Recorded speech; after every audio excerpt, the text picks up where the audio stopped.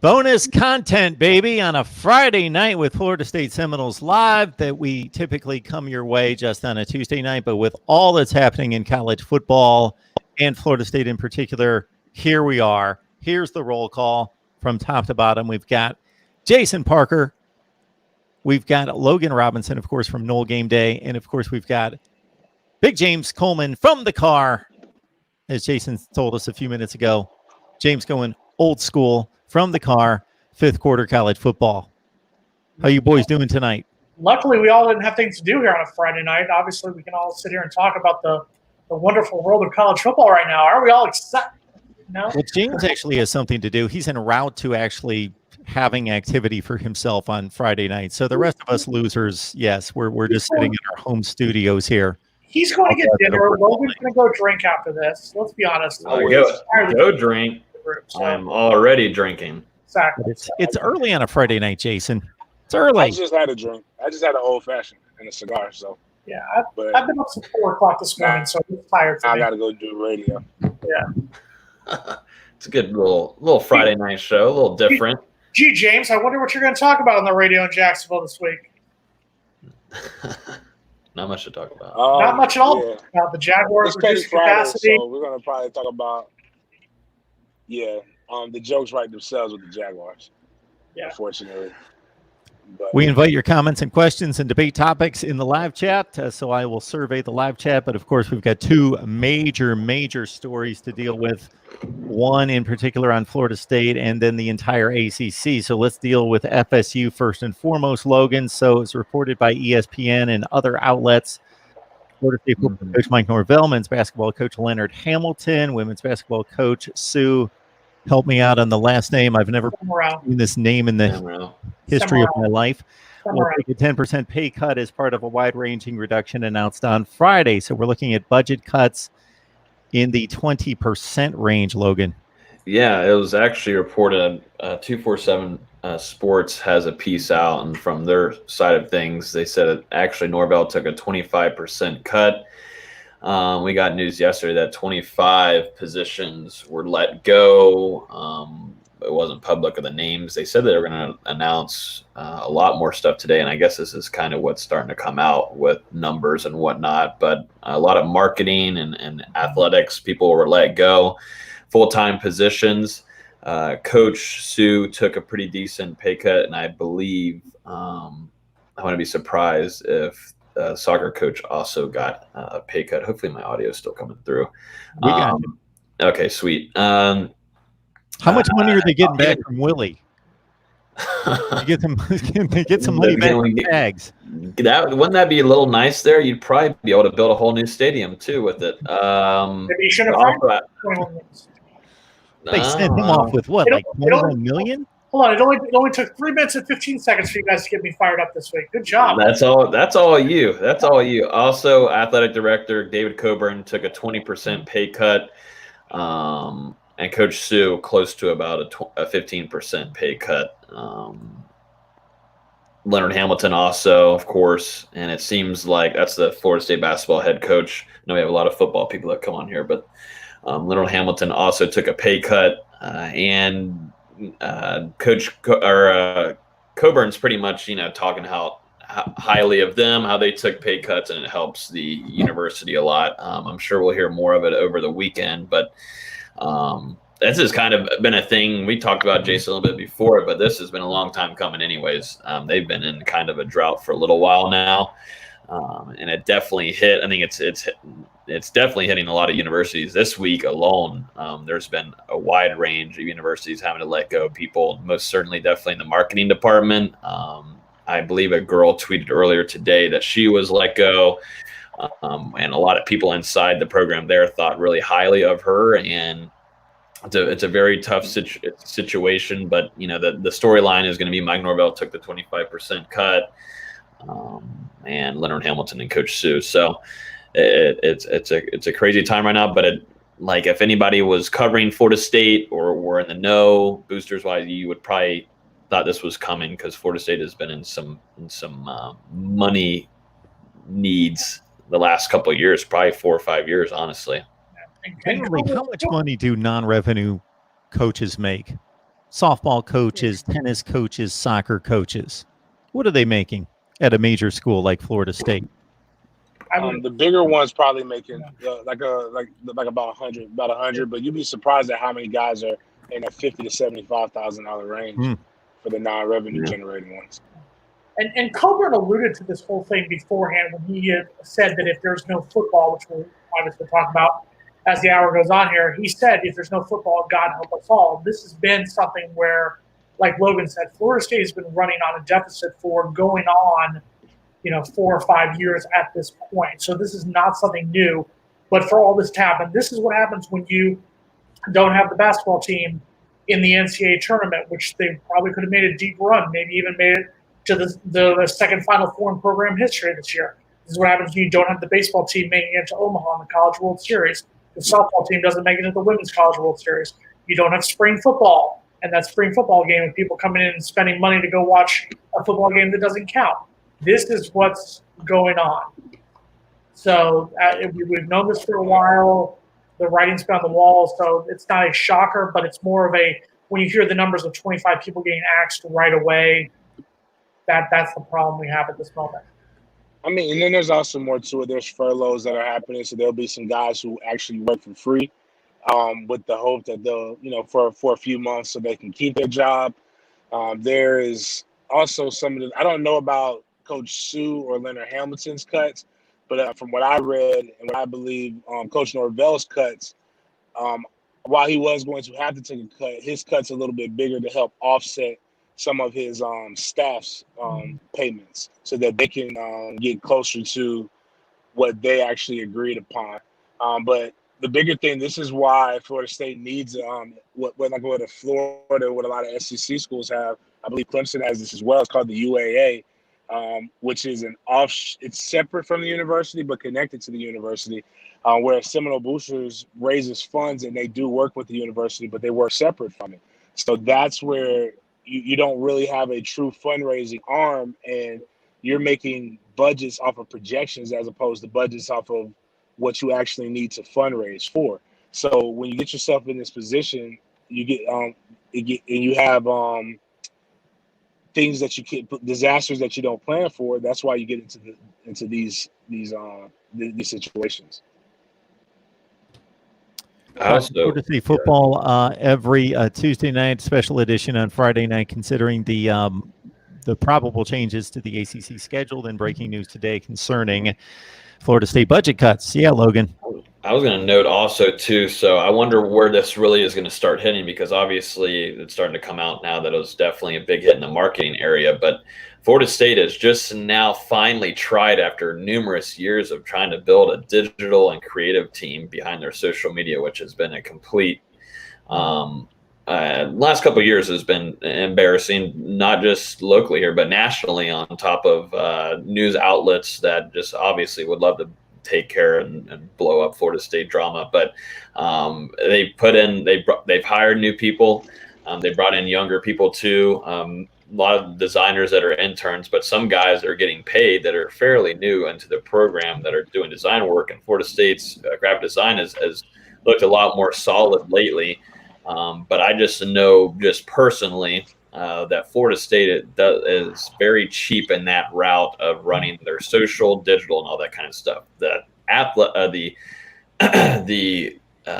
head of media relations is the one running social media right now. He does not want to pay anybody to run social media. Where if you look at Clemson, if you look at about any other university, they have a social media manager. So if they're going to be cutting anybody, I mean, that's where I think I'm interested to see where it takes a hit too, because Florida State, and it's been helping recruiting too with graphics and such. I'm just wondering where it's going to hit in those cases. Because Logan, that was very diplomatic of Logan, talking about the dumpster fire that was our social media department, because that was an absolute dumpster fire. Logan went there. He went the nice, solid, mature. I'm very proud of you there, Logan. I know, I am. I was pretty as nice as I can get. But yeah, they've embarrassed themselves enough, and I think Florida State, if now they're cutting people, it seems like they're cutting some pretty talented people too that are very respected inside of the program. I mean, sucks, but it's tough. What would be interesting to know is that obviously the only reason anybody budgets is because they want control of their expenses. They want to limit expenses. They want to know what are fixed expenses, and then you're projecting forward. Well, Florida State, like any other athletic program, knows what it typically brings in, what the future looks like in regards to facility upgrades and other things that need to be done, the capital gains and so forth. But now they're making budget cuts based on projections of what they don't know what's going to happen, but there has to be some type of estimation on what's going to happen, in particular with the football season, since that drives just about 90% of this. In speaking to several officials, and I've talked to some people today, both at Florida State, I've talked to a few at the University of Miami, I even talked to one at the University of Florida. Right now, all the schools are preparing for the worst case scenario. And I know we got James here, and James has said that we're going to have football no matter what. And I pray to God that James is right. But these schools are preparing for the chance that we don't have a 2020 season. It's as close to a realistic chance that we may not have football. Now, they are also preparing for 8-game seasons. They are preparing for 9-game seasons.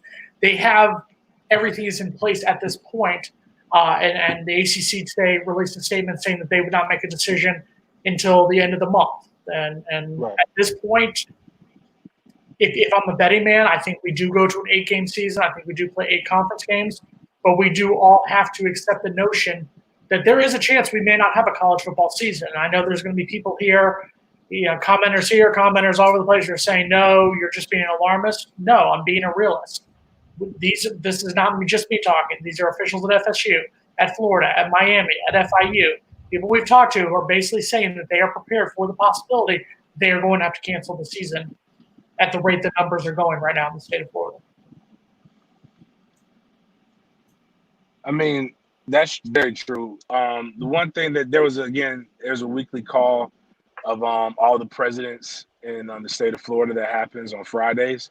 And the one thing that President Thrasher and President it's not Fauch, Fuchs, whatever you say it. Yeah, I think it's at Florida. Fuchs, but it's something else. Yeah, at Florida have been adamant. We're both adamant like that Florida game will happen.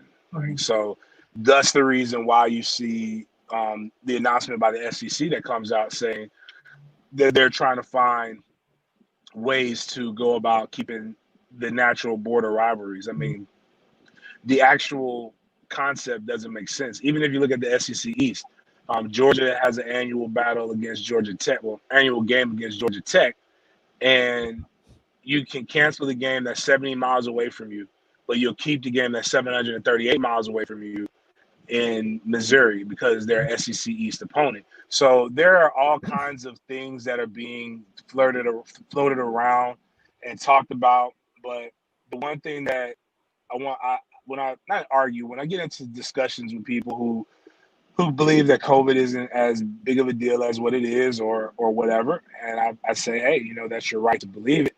But I do know that guys whose entire livelihoods comes from 18 to 24-year-olds just on the college level and on the NFL level, where billions of dollars are at stake when you combine both of them, they're not going to just make statements like this if COVID's not a true reality or a true fear when it comes to them. So there are a lot of discussions, but from what I was told by people who were in that meeting today, they're still very far away from canceling the season, even if it's becomes more of a regional thing.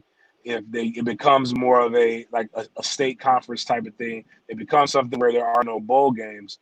There will be football unless something really, really tragic happens. But to the point that was raised, where if you would have asked me about, I would say even a month ago, I would have said there's only a 10% chance that that football wouldn't be played in the fall. I'd say it bumped up to maybe about 20% chance. Still far away, but every day, things become a little bit more real. So, James, to talk to your point that you made a few seconds ago concerning travel being taken into consideration, and the Big Ten was the first shoe to drop in regards to a conference making a decision about canceling games. I was in the middle of records. I saw the notice. I jumped on live. I didn't have any information, didn't have time to think it through. And so I was almost thinking through the process as I was talking and taking phone calls. And my first thought was, Ohio State's got its first game against Bowling Green. They're 2 hours away, if that. Iowa's closest proximity game in regards to travel and geographies against Iowa State. That game's being canceled. So why are we canceling non-conference games? Then it hit me just in the process of talking it through and thinking about it.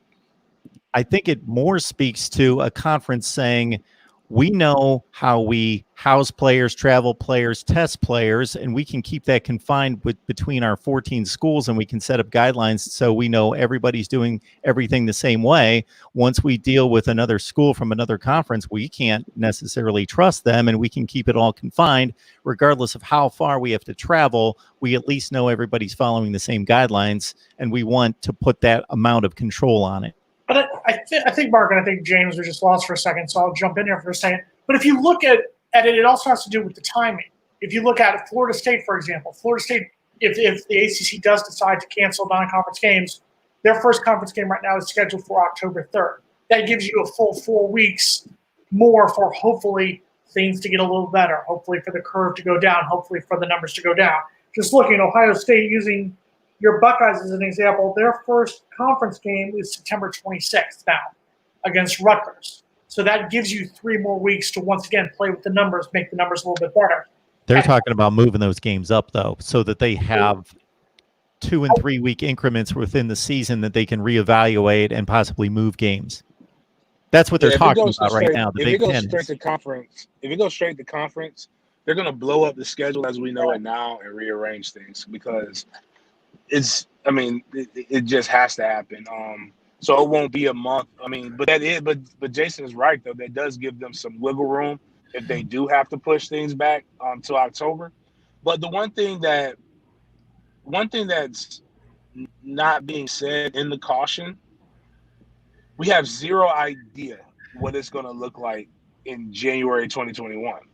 So pushing it back doesn't change the numbers. It does not make it safer per se. It does not really truly wholesale.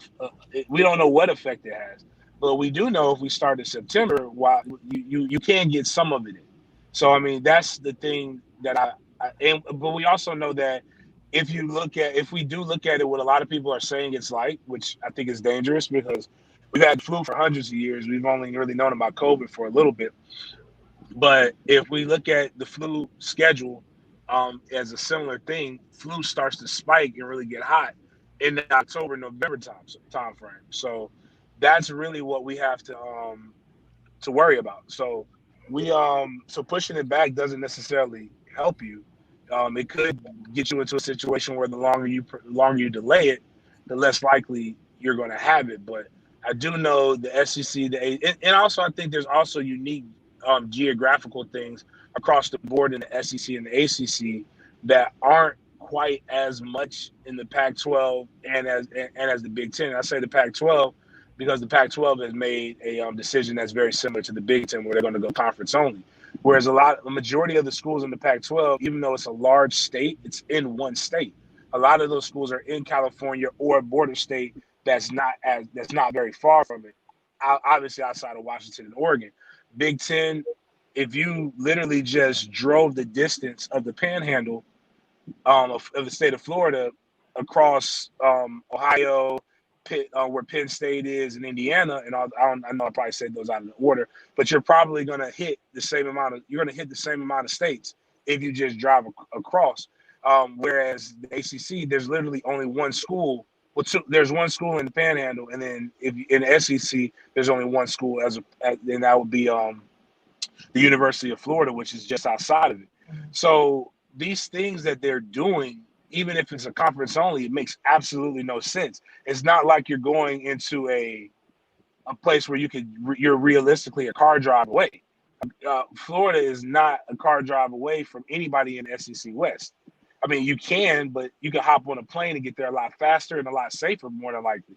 So a lot of these things are probably to put stuff. It's CYA, cover your anus, as opposed to anything else, where they're still trying to make these plans to make sure that this goes. Because the one thing that's more American than anything is greed and making that bread. So they're not going to stop making the money, because again, I mean, if it was about if it was about truly doing what was the safe thing in America and not worried about money, we would have stayed quarantined and we would have stayed closed for longer. But the one cry was, what about jobs? What about this? We don't have this. So like, if you don't do it, you're going to lose a lot of jobs on campuses. But to Florida State's problem, which I'm sure the other schools will have these, but Florida State's problem is the fact that the athletics is truly tied to the university. If athletics was actually worked like any other functioning program from Pop Warner to anywhere else, and it was actually tied to what you fundraise, you would actually have a better idea of how much money, and you would know how to go out and get it. But it's state jobs, and also the state of Florida has some trappings that other states don't have. Like, you can't use parking, you can't use which would be parking tickets, a lot of other funds that Florida State has in their coffers or has surpluses in. Those would be things that another university would be able to use to offset some of these losses that they have. I'm not saying coaches wouldn't have took a cut, but I'm saying the marketing girl wouldn't have to lose her job because you don't have nobody to market to. So those are the things that, but you also can't take light the fact that you would have had money for making the NCAA tournament, possibly the Final Four, possibly making it Omaha, or hosting a regional or super regional. So there are a lot of things that you did take hits on, but I also think that those firings were just stuff that I guess they just had to do. I get what James said on the surface, and I made the point about how Georgia's playing Missouri and how there's that distance travel, and you use Florida State. Florida State is going to likely lose their game against West Virginia in Atlanta, 4 hours away, yet we're going to have to go play in Syracuse, New York, because we have a road game at Syracuse this year. So I understand how there's some people who are looking at it going, borderline, what the hell's going on here? But it gives you that wiggle room. It gives you that, if you're in the case of Florida State, if you're in the case of Ohio State, if you're in the case of these schools that schedule all their non-conference games early, or at least most of them early, it gives you a little bit of time to hopefully see what goes down. This is what we've talked about beforehand. If the season was going to start on September 5th, because these teams didn't have spring football, they would likely have to start practice a few weeks earlier, likely last week of July. And right now, we're almost in the middle of July. Next week will be the middle of July, and we still don't know what the hell we're doing. And players are back working out from home. That's what I've learned. They're not back in the weight room. So that's where we're at. They let them go back. They let them go back home a couple weeks ago. Yeah. And they were supposed to be reporting on the 13th, but I doubt that happens now. But what I don't understand is this. It's like the NBA bubble, the MLS bubble, a lot of these other bubbles that we're seeing. You've tested these players, and you have whether you might not have Alabama's level of football and facility or what Florida's laying out, but you do have facilities and you do have money that you could actually allot to give you some immediate amenities to make people want to stay. You need to, if you want to play, you would think you would bring them back, retest everybody, and actually have a round the clock looking at what these guys are doing. The safest way to make it is to keep them in. The knock on the NBA is they're testing guys now, when they should have tested guys about 2 months ago or whatever, when they found out about it, and had home bubbles like in LA or stuff where they had a little bit more restricted access. The reason why I know that this can happen is most of us do this in our day-to-day. I know we've had people here at the station that I work at have tested positive for COVID and have had some rough bouts. They work from home. They tell us we've made precautions and we have to be aware of our surroundings. And if we find somebody we have to immediately get tested, or we have to immediately quarantine. So there are things that we can do. And if you really wanted the season and you were really concerned, you would try to do that. But again, I know that the NCAA likes to flirt with this workman's comp. Are they really pro athlete, semi-pro athlete BS, but that's going to be what that BS right there is possibly what will get you to lose it. Call it what it is. Be transparent and be real. Rewrite the rules that you wrote about what an amateur is, which you can. You just shouldn't. Amateurs, that by definition, shouldn't be the same as it was in 1940. It's a lot different now than it was then. Rewrite the rules and then adjust accordingly, and then you can see yourself having a season. And I say that because if you have everybody at Florida, let's just say Florida State and Syracuse, using those two schools, and let's say they did a kickoff game, and you knew you got it corralled to where your 85 guys don't have it, and their 85 guys don't have it, they're not going to mystically or magically get COVID if nobody has it when they play. It's actually the safest environment for them to play. There's things that you could do on the field that I know as a player that can also be what we all have to do. Visors, protect your eyes and your nose. Force everybody to wear the glass visors. Don't wear your normal mouthpiece. Wear the pacifier mouthpiece that covers the lips. And guess what? The 3 injuries that everybody worries about with COVID are automatically taken away because now you have it where it's sealed up. And you don't have to worry about these things. You're taking the precautions. It's not about if they can do it or not. It's not really about player safety or not. It's about what they don't want to, the Pandora's box they don't want to open if they truly put these guys in a situation where they have to play. And that's losing what we consider as their amateur status. And I think it's about time when you're faced with a real epidemic or pandemic, or I say epidemic because you can lose what you know as football now. When you're faced with this, you got to start being honest with yourself so that you can actually make smart, sound business decisions. And that's where they're messing up. And I believe if I'm thinking about the greed that I know the SEC has and the ACC following suit, I really believe that's what's really coming down. Is that these guys are just trying to make it to where, are they going to look at the NCAA as a series of suggestions that they choose to follow like they always do? Or are they going to go for a bottom line? And if it were me, I'm going for my bottom line. The problem is, James, and I'm going to say it like this, and I'm going to step off my soapbox. I promise I'm not going to get that soapbox here, but Mark has put some various comments up on the screen during the course of this half hour that we've been doing this that have basically been the biggest problem. You've had people call it a hoax. You've had one gentleman who just said that one of our remedies should be stop testing as much. Not that we should find a cure to figure out, but we should stop actually testing people to make sure that if they have it, we can heal them in a way to cure them at that moment. And I think, and there's another gentleman up here, I believe it was the same person who just said we should stop testing, who also said, let everyone get it so they can develop a herd immunity. This isn't chicken pox, people. You can get it, get healthy, and get it again. That's the biggest problem with this, is right now we don't have a vaccine for it. There is no cure. There's no way to stop it.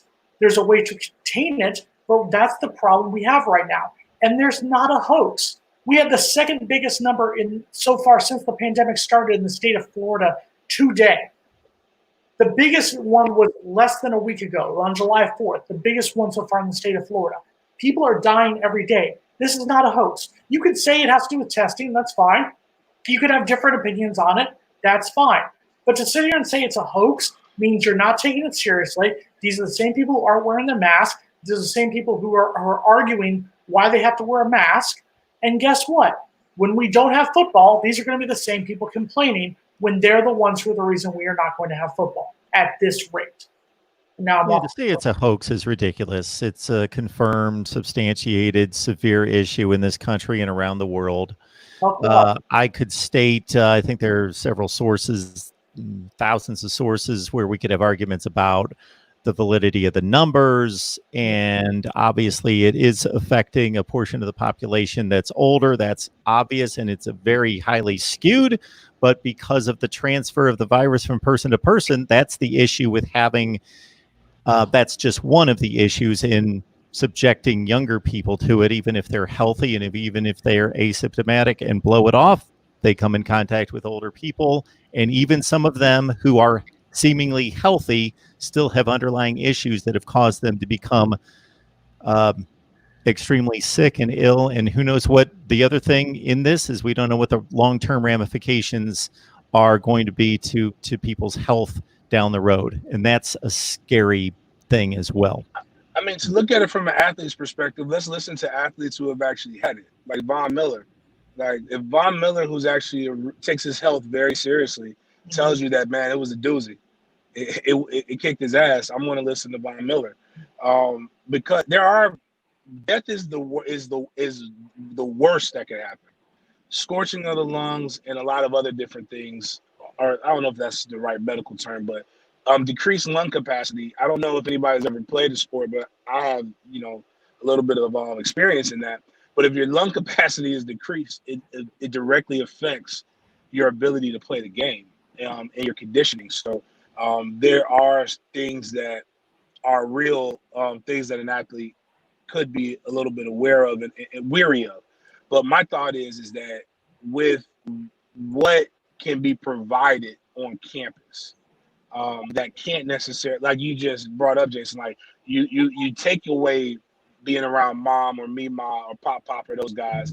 So you take that away, but you also take the fact that like FSU has Tallahassee orthopedic clinic. You have a doctor from TOC that can show up every day to where if you're feeling symptoms, they can get you. You have a Thagard Medical Center that can provide the medicines quicker for you as an athlete that you can be able to get. You have some things that are just naturally built in because of athletics that allow you to be able to have more things. They could give you some supplements that could help make your immune system a little bit more stronger, a little bit more bolstered. Things that you really don't have access, that the normal person doesn't have access to as an athlete. Even if you give them the money to do it, most of their parents just aren't educated enough to even know really where to go for these things. So being on campus, while I definitely 100% understand and respect guys being weary and scared of playing, and that needs to come into effect. But I also understand that while that is a true thing, you probably can't get better medical care at Power 5. I'm not going to say everywhere else, but at least at Power 5.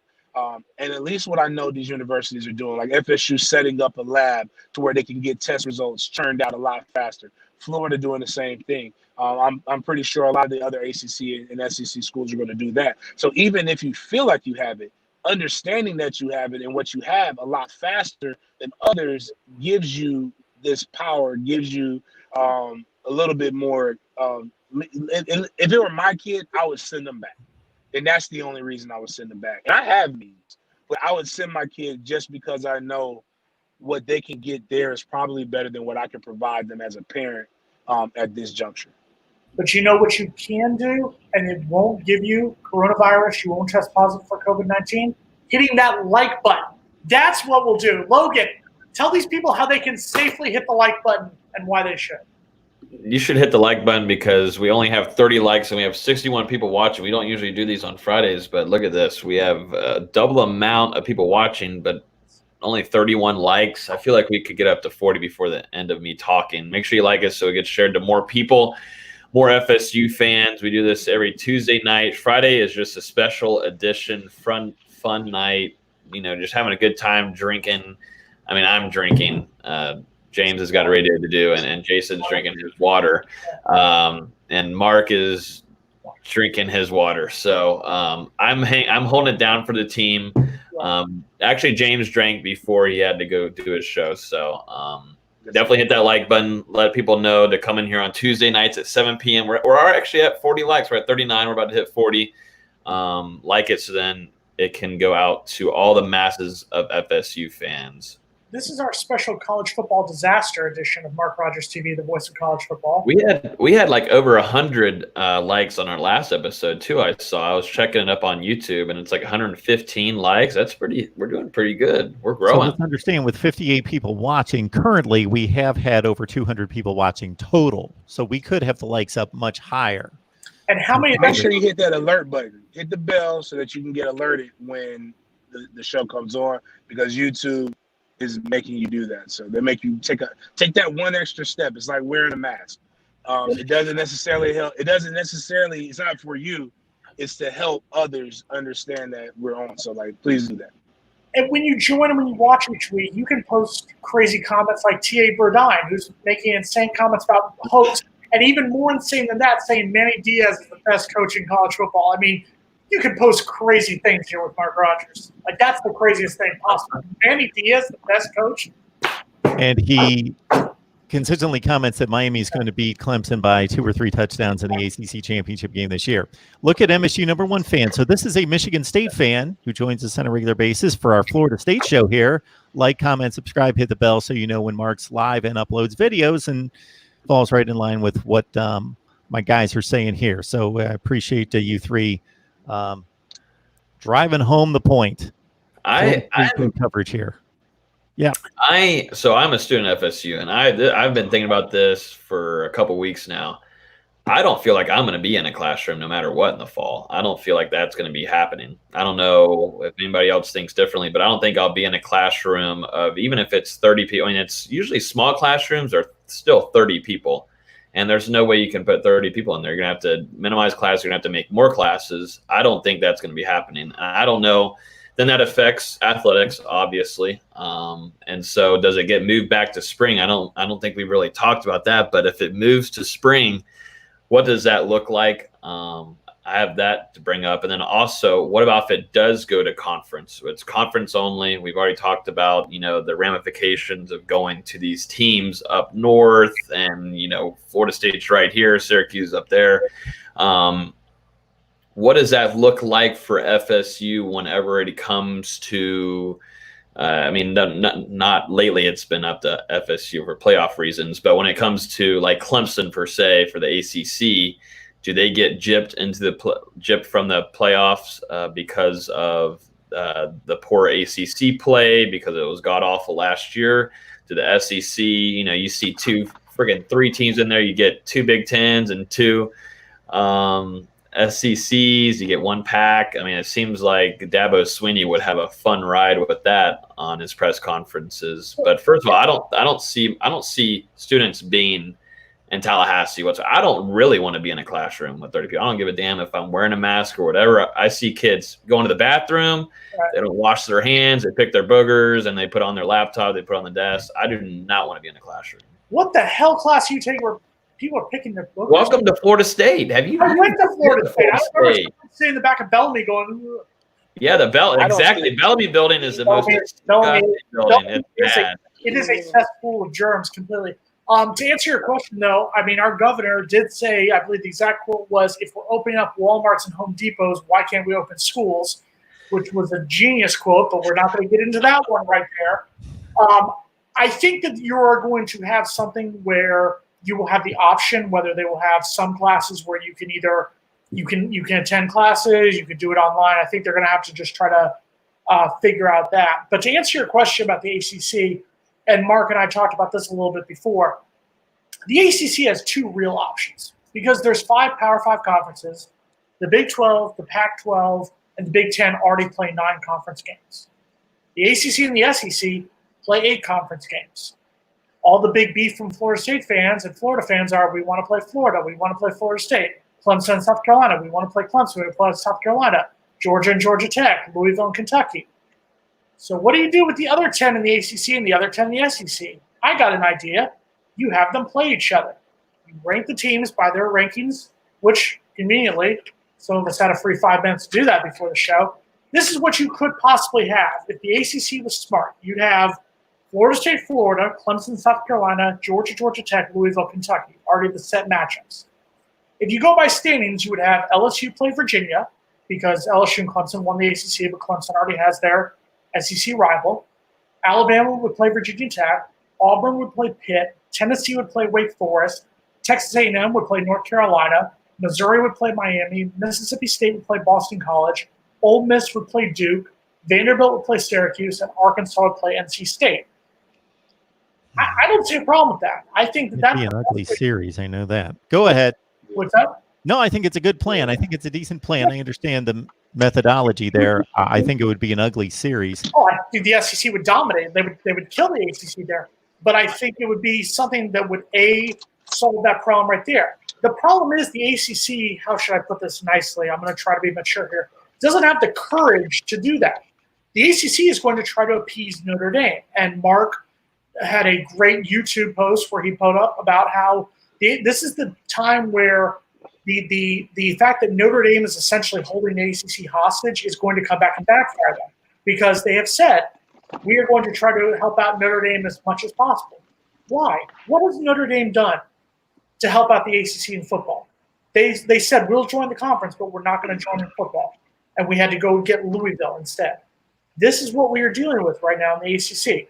And we are going to try to appease Notre Dame, try to help Notre Dame out. Notre Dame's already playing Georgia Tech and Wake Forest and Clemson in their non-conference slate. And that's how we're going to end up doing this. We're going to end up giving Notre Dame a free ride with ACC opponents. And that's why John Swofford will go down as one of the worst commissioners in the history of a Power 5 conference, because he hasn't cared about his biggest moneymaker right now, which is football.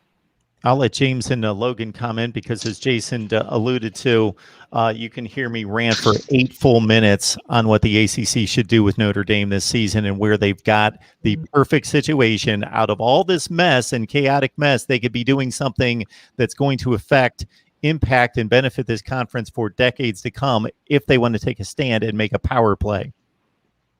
That's why I agree with that. I think every Power 5 program should step in and force their hand because of that. Not just because it benefits the ACC, is because Notre Dame has been very selfish, and they get a chance to participate in the BCS and get all, not BCS, excuse me, in the bowl series and get all the monies for themselves. So that's a knock on everybody.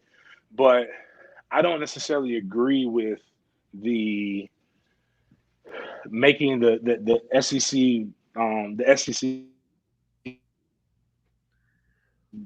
of cowardice, is just because, again, from a travel standpoint, West should probably have to play the Big 12, just because they haven't shut everything down either, and that just from a logistics standpoint is a little bit better. And there are also natural rivalries that are already there. Like when you look at what Arkansas, they were formerly in the Southwest Conference. You've got Texas A&M that can revive something with Texas.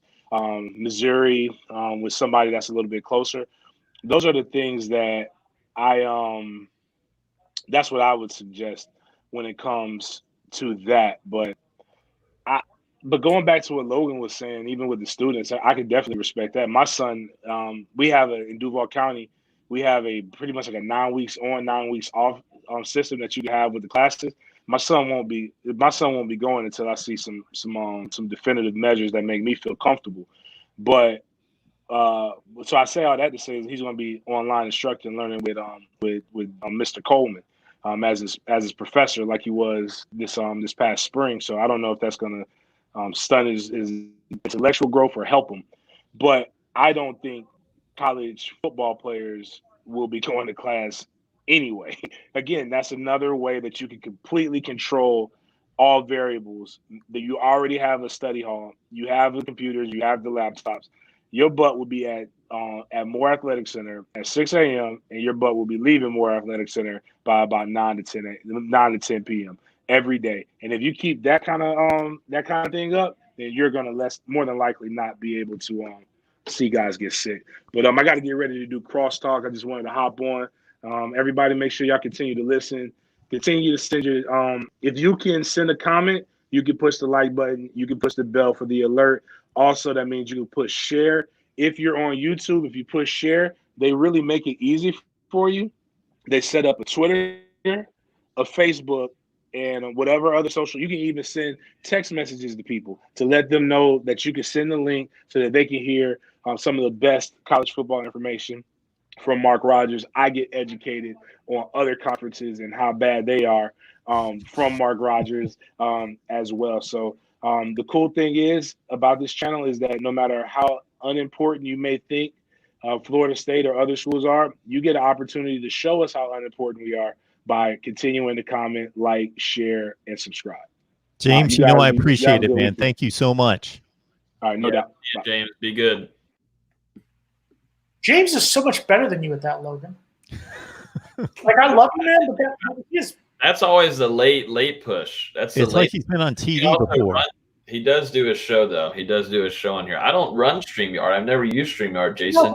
But the fact is, he just sold it. He's like, "Why you should click?" You're like. Gave it like a personal reason to. It was like a personal heart-to-heart message. You're like the mouth of the South, Jimmy Hart. He's like old school Dusty Rhodes type. That's a wrestling analogy for my old school people here. You know, I'm not old school. I'm trying to think. You're the Paul Heyman. He would be more like. It's a large audience out there, Jason. Consider that the message doesn't always hit home to the same people. You bring it from different perspectives and you hit different people. So Logan brings his vibe, his energy, his perspective, and hits certain people. Then James comes in. And the more I think about it, we do have a lot of Gator fans, Georgia fans, Miami fans who you have to speak slowly and clearly and sometimes have to repeat yourself. So, yeah, I get that. That makes sense. There is something that I'm going to hit James with next week. You guys can certainly comment, but I would like to hit this whole non-conference schedule a little bit harder. But Urban Meyer made a really interesting breakdown of the proposal of spring football, of a 2020 spring football season going into 2021. And he had a very systematic breakdown of why that will not work, cannot work. It beats up football players. There's no way we can turn around a spring season and parlay that into a 2021 regular season on time. I never thought I would ever say these words, and if you ever quote me on this, I will deny it. I agree with Urban Meyer. We've said this before, and there's a lot of factors why you won't have spring football. You can talk about, like you said, the turnaround of the fact of how are you going to play games up until, end of April, and then turn around and have fall practice starting at the beginning of August. You've got that. You've got the weather factor, the fact of, I'm sorry, Mark, you're from Ohio. Please tell us about those wonderful Januaries and Februaries in Ohio. Yeah, I don't think we want to. It's one thing to have a football season in the Big Ten country and people say, oh, it's cold weather football. But no, the season's over the last week of November. Nobody really sees cold weather during a Big Ten football season. Maybe we get a glimpse of it right at the end of November. But yeah, try playing games at Michigan or Michigan State or Wisconsin in December or January or February. Yikes. I'm good. I'll stay down there. Yeah. I'll pass on that. You're also better for that, both of you. Yes. I wondered too. So, if you're doing conference only, how much money does Florida State lose? Even though they've just cut all 25 people, probably gonna have to do more. Florida State would be getting paid good money. This is a Chick-fil-A bowl, correct for the West Virginia game. I'm correct. Yep, that is a lot of money right there. That pays a lot of bills for FSU, and then your biggest rivalry of the year. Florida State has Florida at home this season. You lose a great number of not just fans, all that kind of stuff, but also TV rights, which the last few times it's definitely either been ESPN, ABC, or CBS. And so I do have, I'm right. Yep. As usual, Mike. Those are big money, big money games right there. And that's going to take a toll on a lot of universities, but definitely for Florida State this upcoming season if it goes conference. The only way that Florida State and Florida do not play this year is if the football season is canceled. I believe there's enough pressure in the ACC with Florida State and Florida, Georgia Tech and Georgia, Clemson, South Carolina, and Louisville, Kentucky. You already have those 4 games that are at the end of the season. There's enough pressure that you're going to have to go to. And I think with the playoff system, with the fact of you've already got, like I said earlier, the 3 conferences that are going to be playing 9 conference games. If we all go to a conference slate, you're going to have to figure out some way. And so those guys already have conference games. So the only way that Florida State and Florida do not play, and I will put this down, guarantee it, put it, stamp it, seal it, whatnot. The only way it does not happen is if football is canceled. Will that happen? God, I hope not. Here are the games we'll be missing if the ACC falls in line with the Big Ten and probable Pac-12 decision to cancel non-conference games. And I'll take the rivalry games with the SEC out of the mix because, as Jason has described, those could be special cases that are going to be protected. Possibly, we're talking Florida, Florida State, Georgia, Georgia Tech, Louisville, Kentucky, and Clemson, South Carolina. Mark. Yes. It's Florida State, Florida.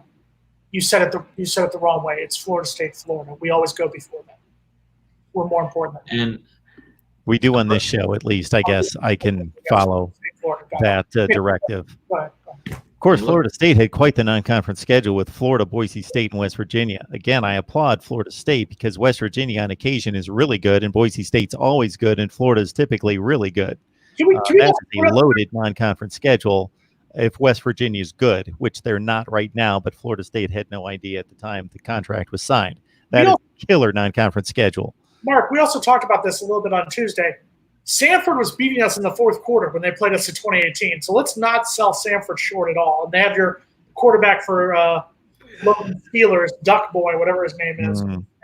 I'm just highlighting whose head coach that was. I wonder what point well taken. I'm highlighting the big games here. Florida State, Boise State, and West Virginia. Miami's got Michigan State and Temple. Virginia Tech's got a big game against Penn State. That's already been wiped out, of course, with the Big Ten's decision. North Carolina playing Auburn and UCF. Those are two games I really wanted to see if the Tar Heels were for real this year.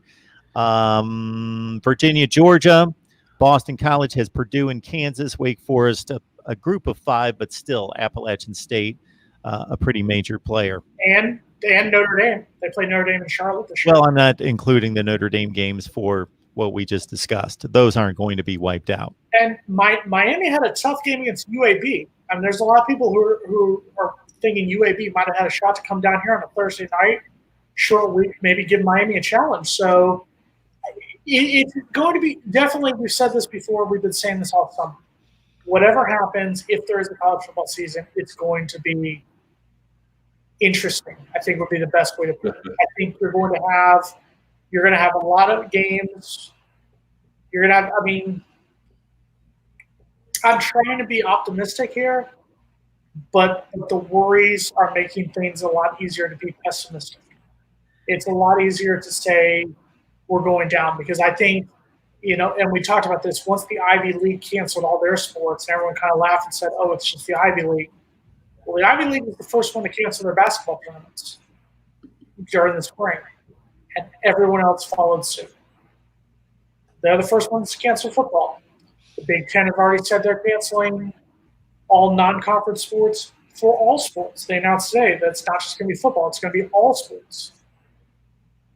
There's going to come a point where it's just going to be ACC teams taking on ACC games, other ACC games, maybe having that one extra game on the schedule. We just have to realize that this is real. This is real what we're doing.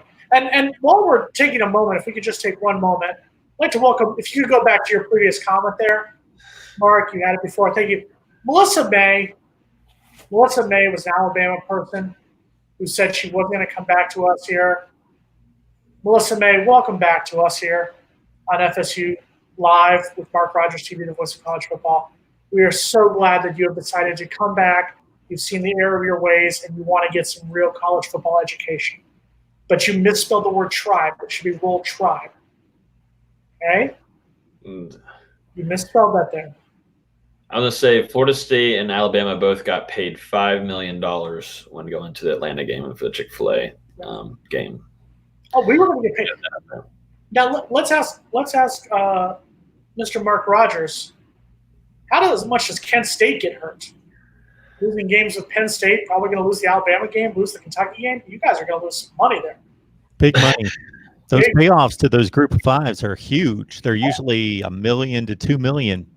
I heard Georgia's paying somebody $1.8 million to lose an FCS game. I forget which one that was. And we've talked about this before. People who've said FBS teams shouldn't play FCS teams. In a lot of cases, you talked about it. These FCS games, like Florida State is going to be planning on playing a lot of money to Sanford if that game does still miraculously happen, but it probably won't. There's a decent amount of Sanford's budget that gets lost right there. Yeah, Wagner playing Miami down here. Florida's got 2 FCS teams that are going to lose a decent amount of their budget money if they don't come and play Florida this year. This is where we're at right now, guys. I mean, I hate to say it. I know it sucks. We just have to be realistic. This is where we're at. By the way, did we give a shout out to Mike Williams for his $20 donation? Mike Williams with yes, Thank you, Mike Williams. big $20 donation. Mike, we appreciate that. Mike's been stepping up. We just all I state here is that there's value here with what we do with our Florida State live streams, 2 this week. And then in addition to that, obviously all the content that we provide on a daily basis, covering as many teams as I can possibly get to. I'm one man, but then I get the support of these two and others to give in-depth, specific analysis of your particular team. So I do have an important question here. Since our season is getting shot to hell in one fell swoop here, probably by the end of the month, can I give you my predictions, my initial predictions for the season, who I had making the playoff and whatnot, since it's not going to happen? T.A. Burdine, you're an idiot. You're not going to beat Clemson 42-28. Miami's not even going to make the ACC championship. Jeez. Good God. Sorry, that just came out. You've been putting a lot of his stuff up, and he's been putting up some really insane things tonight. He writes a lot of stuff. I'm sorry. The Manny Diaz is the best coach one, just really threw me over the top. You know how to get to me there.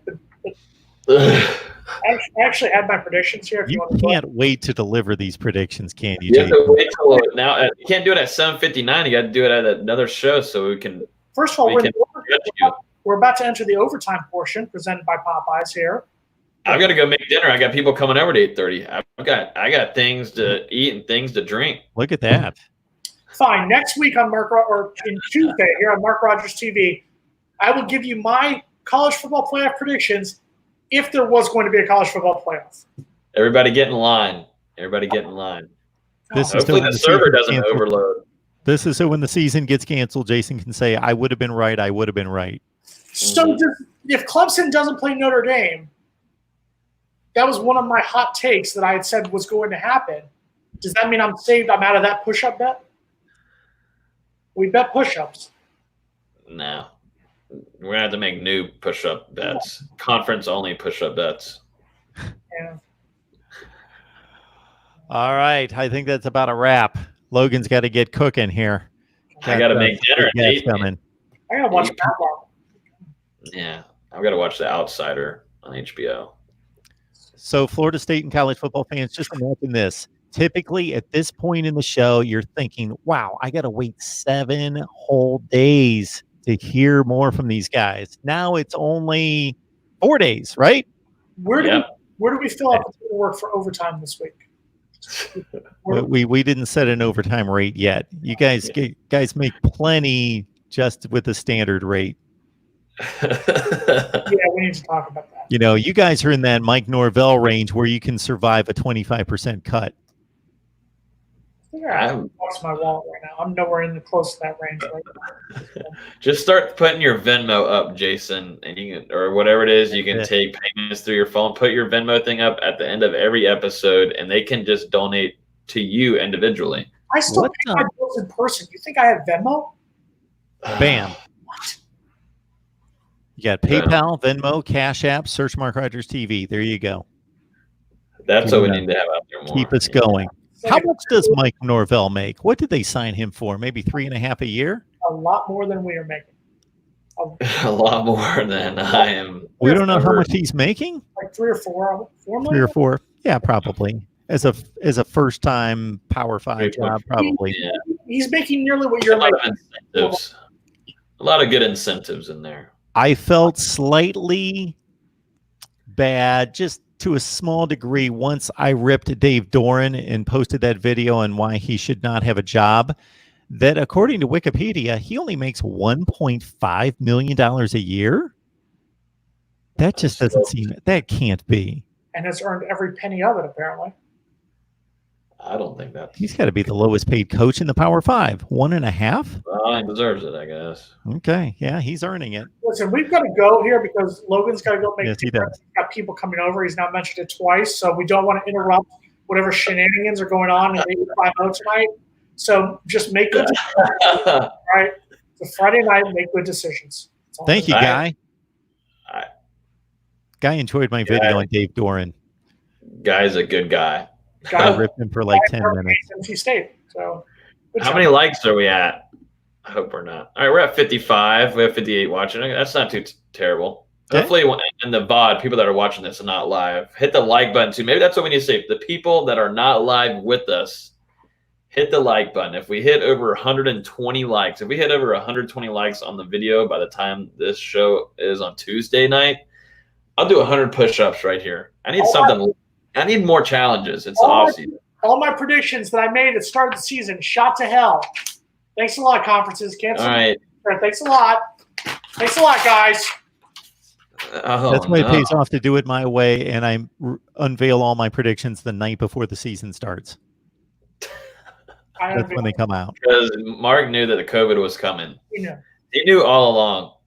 He's actually the new commissioner of the Big 12. Or excuse me, Big 10. I apologize. So, there was a poll on Twitter today. Should Joel Klatt or Colin Cowherd be the commissioner of college football? That was the choice. Can I vote neither? Is there a third option? I would go with Klatt if I had to make the decision there. Gun to my head, Klatt, but if there's a third option of neither, I'm clearly... He covers the sport on a regular basis, and he played? Sure. He played in Colorado. So versus a guy who actually just talks about it when he gets tired of talking about the NFL. And he doesn't even talk about the NFL, right? His daughter's not bad. Sorry. I don't know. I've never seen a picture, so I'm not going to comment and go there. Oopsies. Coward is the worst at everything. Dang it. Look at this mess I just made. All right, we got to wrap this up. Yeah, Jason is. All right, guys. Have a big time tonight. Yes. See you next week. Back here on Tuesday. Tuesday night, 120 likes. 120 likes, 100 push-ups live. Let's do it. See you guys later. Everybody on the chat, appreciate it. We'll see you soon. Even you, Don. Thank God it's Friday.